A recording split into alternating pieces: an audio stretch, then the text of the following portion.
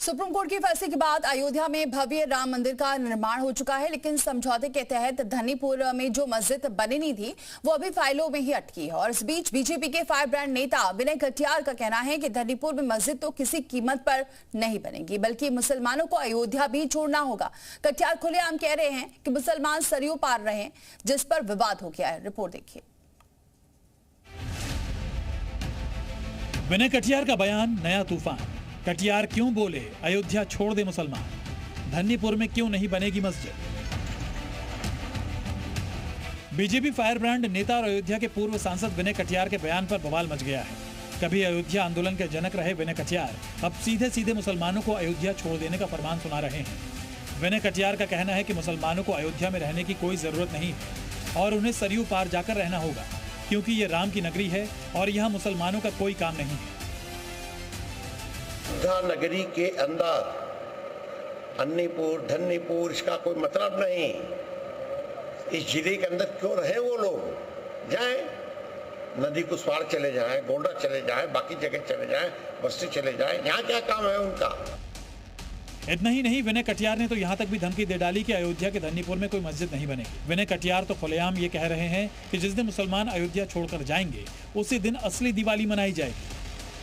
मस्जिद क्या है उसका, वो महाजिद थी, वो महाजिद थी। इसलिए जो कहते हैं मस्जिद वहां बनेगी, कुछ नहीं बनने वाला है, वहां बेकार की बात है।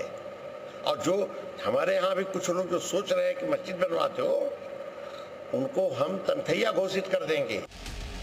अजीब बात है कि जो राम सभी को साथ लेकर चलते रहे, आज उन्हीं के नाम पर लोगों को बांटा जा रहा है। विनय कटियार के इस विस्फोटक बयान के बाद सियासत भड़कना तय था, लेकिन उससे पहले इकबाल अंसारी के बयान ने सभी को चौंका दिया। इकबाल अंसारी जो खुद बाबरी के पक्षकार रहे हैं, उनका कहना है कि धन्नीपुर में मस्जिद की कोई जरूरत नहीं है, वहाँ खेती ही बेहतर है। खेती से अनाज पैदा होगा जो सबके काम आएगा।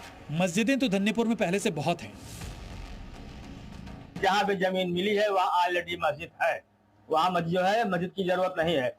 जमीन कृषि योग्य है और उसमें खेती किया जाए, जो अनाज पैदा हो हिंदू मुसलमानों में बंटा जाए, क्योंकि हिंदू मुस्लिम सिख ईसाई सबसे बड़ा धर्म यही है कि अगर जो है कोई चीज पैदा होता है, अगर कोई खा लेता है तो उससे बड़ा कोई सवाब नहीं। तो हमारा तो यही मकसद है, हमारे देश का मकसद है कि उस जमीन पे खेती हो, जो अनाज पैदा हो हिंदू मुसलमानों में बांट दिया जाए।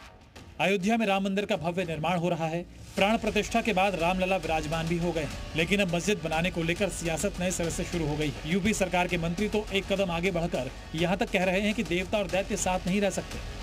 वो जो सीमा है, आदरणीय विनय कटियार जी ने कहा, उस सीमा में क्योंकि भगवान राम के भक्त रहते हैं और वहीं आप मांस का भक्षण करोगे तो ठीक नहीं है। जैसे कि देवता और दैत्यों का दूरी होनी चाहिए। मेरा कहने का तात्पर्य इतना है। अगर भगवान राम देवता तो मंत्री जी दैत्य किसे बोल रहे हैं, ये बताने की जरूरत तो नहीं। लेकिन धन्नीपुर में मस्जिद को लेकर केवल राजनीति नहीं बल्कि कानूनी दांवपेच भी बहुत है। अयोध्या विकास प्राधिकरण ने मस्जिद निर्माण योजना को मंजूरी अभी नहीं दी है। सरकारी विभागों से नो ऑब्जेक्शन सर्टिफिकेट न मिलने का हवाला देते हुए यहां धन्नीपुर गांव में मस्जिद निर्माण योजना को खारिज कर दिया गया है। ये जमीन सुप्रीम कोर्ट के फैसले के बाद राज्य सुन्नी सेंट्रल वक्फ बोर्ड को आवंटित की गई थी। आरटीआई के जवाब में अयोध्या विकास प्राधिकरण ने 16 सितंबर को लिखे एक पत्र में कहा कि मस्जिद ट्रस्ट ने 23 जून 2001 को आवेदन दिया था, जिसे प्रदूषण नियंत्रण, नागरिक उड्डयन, सिंचाई, राजस्व, नगर निगम समेत अन्य विभागों से एनओसी न मिलने के कारण खारिज कर दिया गया। हालांकि यह ध्यान रखने की जरूरत है कि अयोध्या में सुप्रीम कोर्ट के फैसले के बाद राम मंदिर का निर्माण हुआ है और समझौते के तहत केंद्र सरकार ने मस्जिद निर्माण के लिए 5 एकड़ जमीन दी थी, लेकिन इसे लेकर लगता है कि सियासत अभी बाकी है। ब्यूरो रिपोर्ट, जी मीडिया।